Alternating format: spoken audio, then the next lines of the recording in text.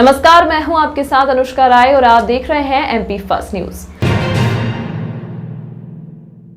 अतिरिक्त विश्व bank colony में चरित्र शंका के चलते पति पत्नी का हुआ विवाद। पत्नी के घर से चले जाने के बाद पिता ने अपने 4 साल के पुत्र को फांसी लगाकर खुद ने आत्महत्या करने का प्रयास किया। पड़ोसियों की सूझबूझ से समय रहते दोनों को बचाया। हालत गंभीर, दोनों का उपचार जारी।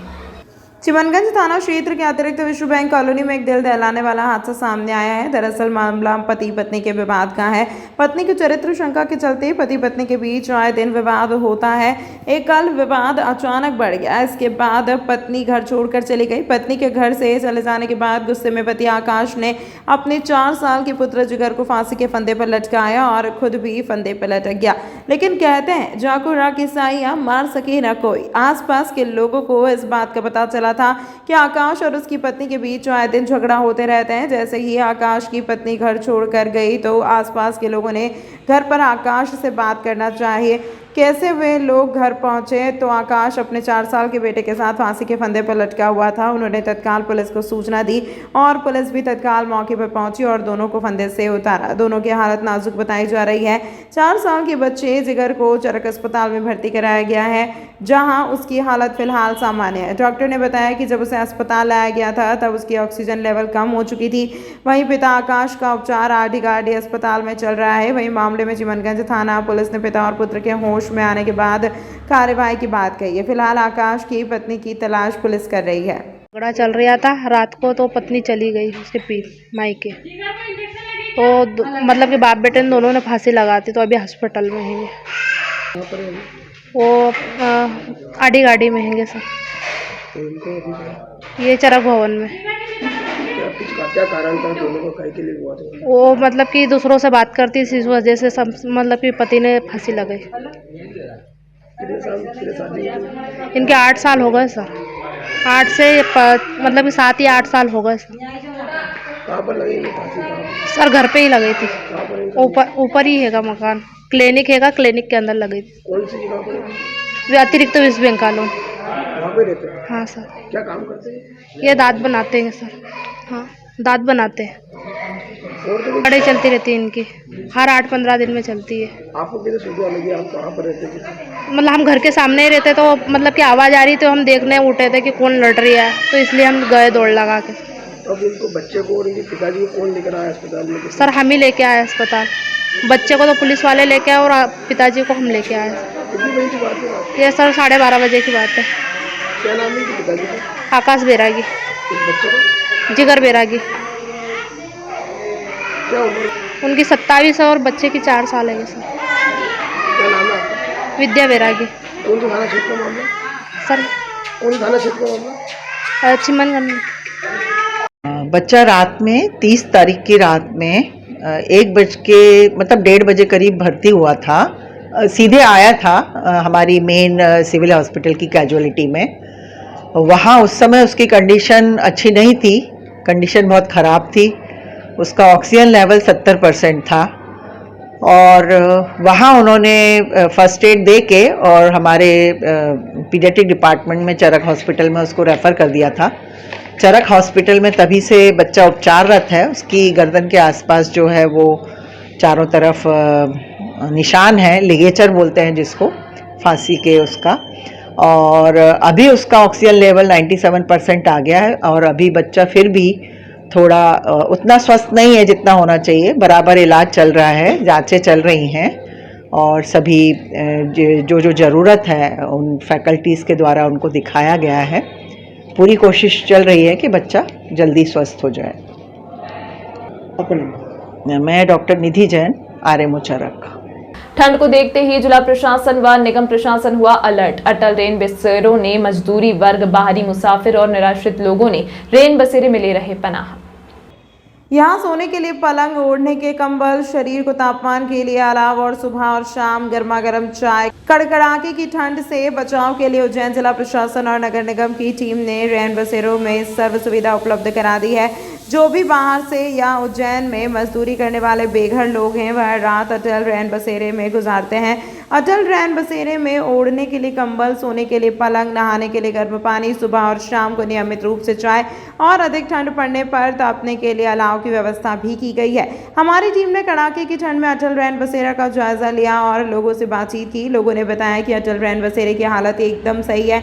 जिला प्रशासन ने अटल रैन बसेरे में सोने के लिए साफ पलंग, ओढ़ने के लिए कंबल और 2 वक्त की चाय उपलब्ध है। सुबह और शाम के समय में चाय भी जिला प्रशासन के द्वारा उपलब्ध कराई जाती है और कड़ाके की ठंड में अलाव की सुविधा भी उपलब्ध कराई गई है, जिसमें आज ही लोग सर्दी से बचने के लिए अलाव का सहारा लेते दिखाई दिए। सारी सुविधाएं जो हैं प्रशासन की सब बहुत अच्छी हैं और सारी चीज़ें कहीं कोई प्रॉब्लम नहीं है, मतलब परेशानी की चीज़ नहीं है, सब सुविधाएं उपलब्ध हैं। अलाव मिल रहा है यहाँ? हाँ, अलाव अब चालू हो गया और अलाव पे लोग बैठ के और अपने हाथ सेकते हैं, दूर पूरे दिन की थकान दूर हो जाती है, आराम से सोते हैं। आपका नाम?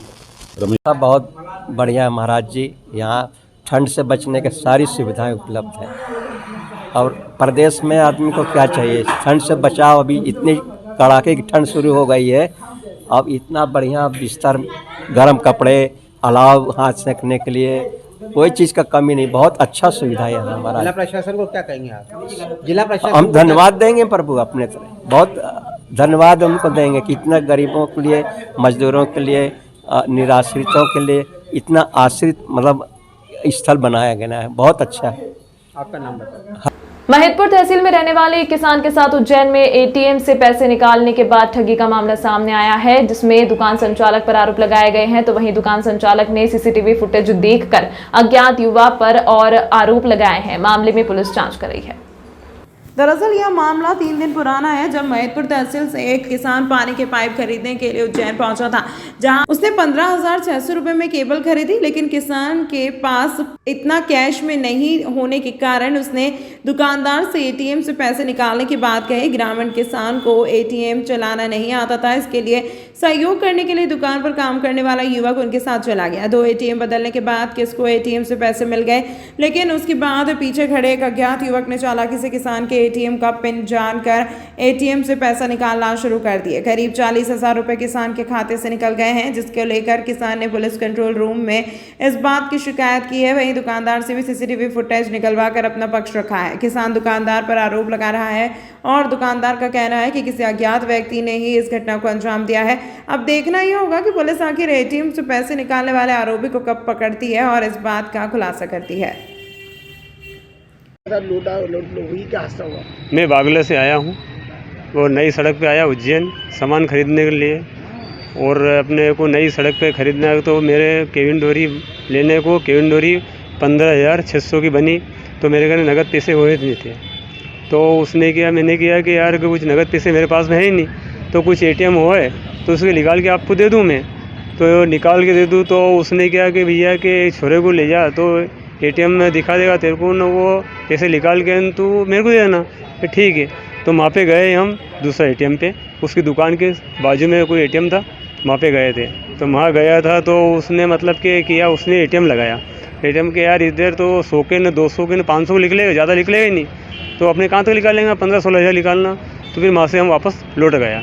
तो लौट गया तो पीछे उसने पिन नंबर देख लिया था मेरा, तो फिर वो दुकान पे आए। तो दुकान पे आके उसने किया कि सेठ को कि यार सेठ पर पैसे नहीं निकल रहे यहाँ पे, तो एक बात है देवास गेट पे जाके ना वो पैसे वहाँ से निकाल लेना। तो देवास गेट गया, तो देवास गेट गया, तो देवास गेट पे जाके मैंने वो एटीएम तो मेरे पास से उसने ले लिया तो उसने एटीएम लगाया तो उसने पिन नंबर दबाया, बार बार दबाया, तो पैसे निकल नहीं पाए।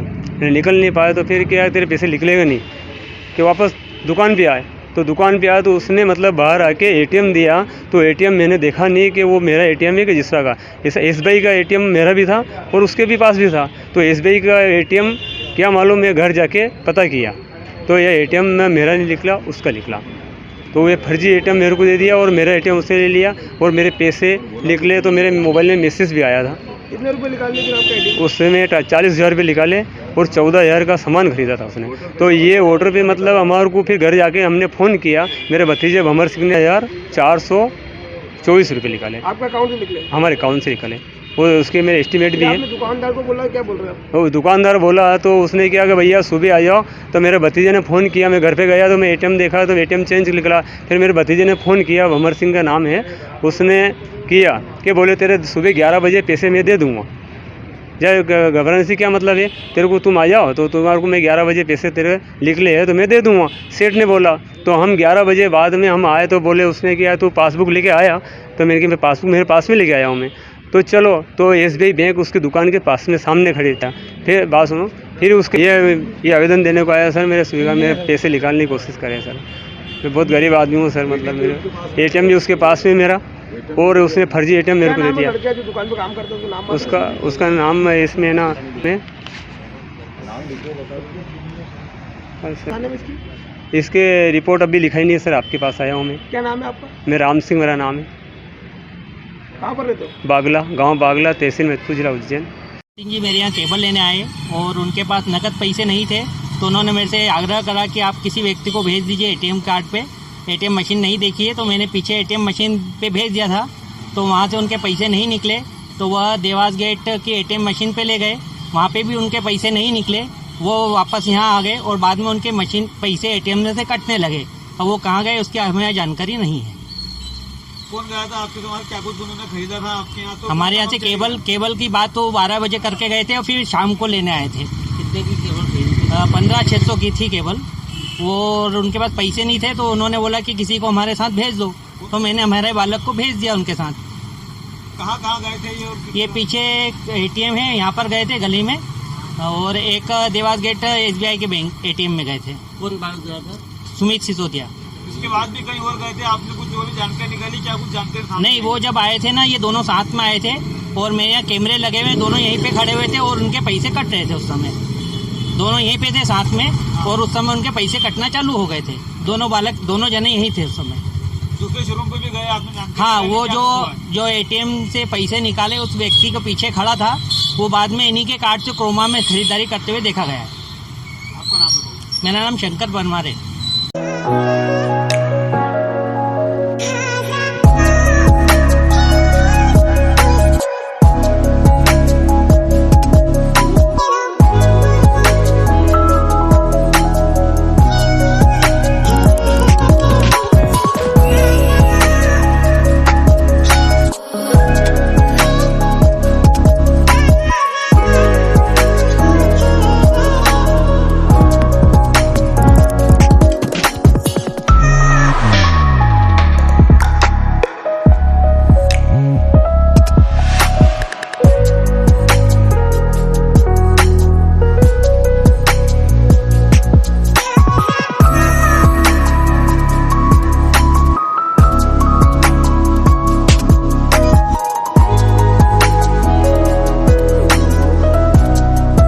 मालवा संभाग उज्जैन भारतीय डाक विभाग के द्वारा आयोजित जिला स्तरीय डाक टिकट प्रदर्शनी अवंतिका पैक्स 2023 का समापन समारोह स्थानीय श्री महाकाल परिसर स्थल पर संपन्न हुआ।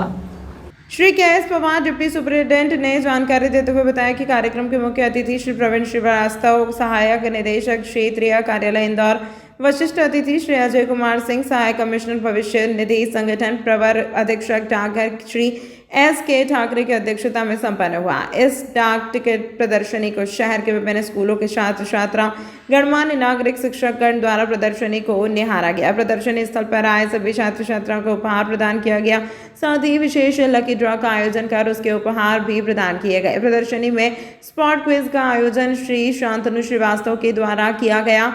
डाक प्रदर्शनी में प्रदर्शित डाक टिकट संग्रहकर्ताओं के लिए अलग अलग वर्ग में प्रतियोगिता रखी गई थी, जिसमें सब जूनियर वर्ग में प्रथम कृष्णवी पुराहित, द्वितीय दिव्यराज विजयवर्गीय, तृतीय वैदेही अग्रवाल, जूनियर वर्ग में प्रथम श्री अर्णव छजलानी, द्वितीय कैवल्य शर्मा विजयवर्गीय, तृतीय अंजनेय सिंह राठौड़, सीनियर वर्ग में प्रथम श्री राजीव बैराठी, द्वितीय श्रेया राठौड़, तृतीय श्री संजय वास्तव रहे एवं आमंत्रित ग्रुप में सभी प्रतिभागियों को विशेष सम्मान प्रदान किया गया। कार्यक्रम के स्टैम्प डिजाइन प्रतियोगिता, पत्र लेखन एवं क्विज प्रतियोगिता आयोजित की गई, जिसमें प्रार्थी अजमेरिया, वैदेही अग्रवाल, लवीन खत्री, श्री तरुण यादव, श्री यशस्वी चौहान, अजनेय सिंह राठौड़ को पुरस्कृत किया गया।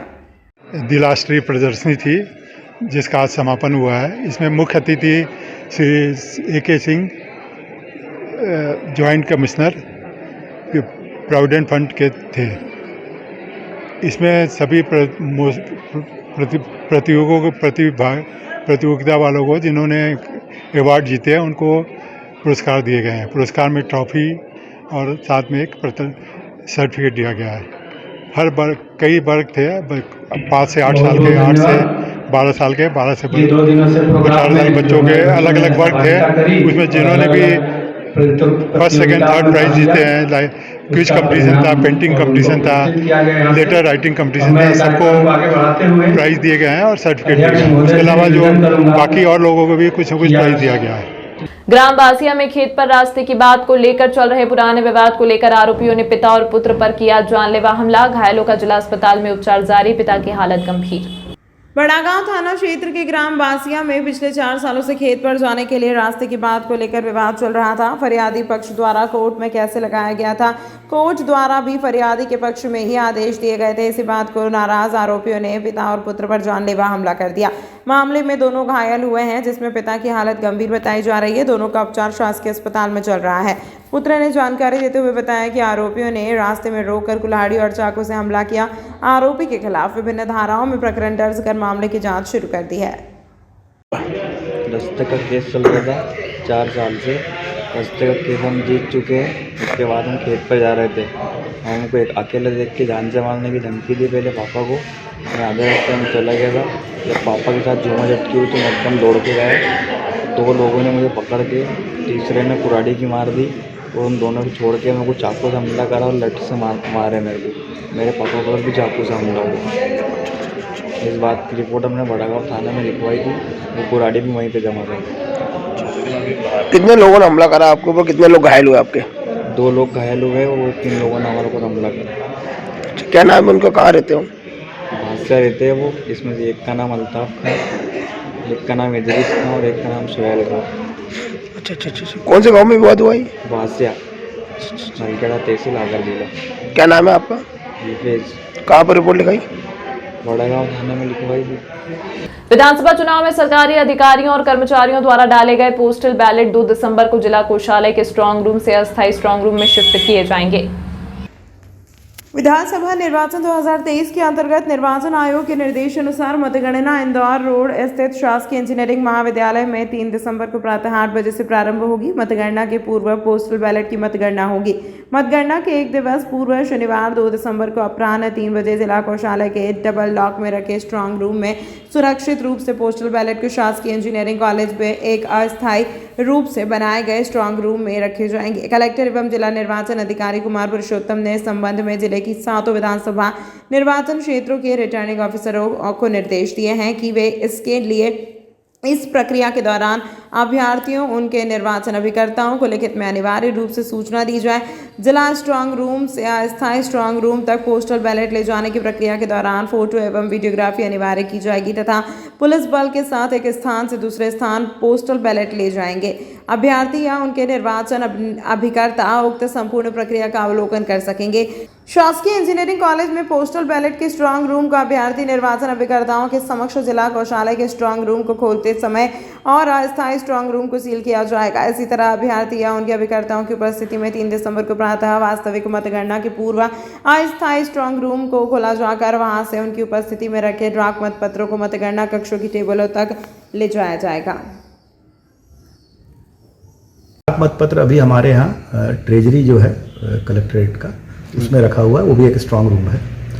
निर्वाचन आयोग के निर्देश है कि मतगणना के 1 दिन पहले जहाँ मतगणना होनी है वहाँ पे उसको एक अस्थायी स्ट्रांग रूम बना के उसको रखा जाए। तो दिनांक 2 को यहाँ से शाम को 3 बजे के आसपास प्रत्याशियों या उनके अधिकृत एजेंट की उपस्थिति में वो स्ट्रांग रूम खोला जाएगा। उनको सूचना दी जा रही है और अगर वो साथ जाना चाहें तो वो साथ उनको ले आया जाएगा। फिर अस्थायी स्ट्रांग रूम जो इंजीनियरिंग कॉलेज में बनाया गया है वहाँ पे वो सारे 7 विधानसभा के बॉक्स रखे जाएंगे। प्रत्याशी या उनके एजेंट की उपस्थिति में सील किए जाएंगे और मतगणना के दिन 7 बजे सबसे पहले ये स्ट्रांग रूम खुलेगा और संबंधित पेटियां आरओ के कक्ष में जहां मतगणना होनी है वहां रखी जाएंगी। इसकी जब मतगणना प्रारंभ हो जाएगी फिर ईवीएम का स्ट्रांग रूम खुलेगा। देवास रोड स्थित ग्राम चंदेसरा में 7 दिवसीय श्रीमद् भागवत कथा का आयोजन किया जा रहा है। प्रवीण पटेल ने जानकारी देते हुए बताया कि आज कथा की शुरुआत कलश यात्रा से की गई। ग्राम चंदेसरा में कलश यात्रा निकाली गई जिसमें बड़ी तादाद में महिलाएं शामिल हुई। कथा का आयोजन पटेल परिवार द्वारा किया जा रहा है। आयोजकों पटेल परिवार ने ग्राम चंदेसरा के लोगों से धर्म प्रेमी नागरिकों से धर्म लाभ लेने की अपील की है।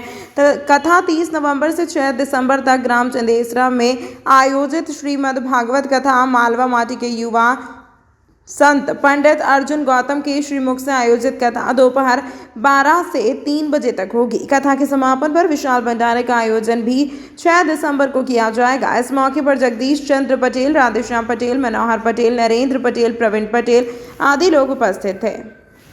अर्जुन जी गौतम की 7 दिवसीय भागवत कथा यहाँ चल रही है। आज ही स्टार्ट हुई है ये कथा।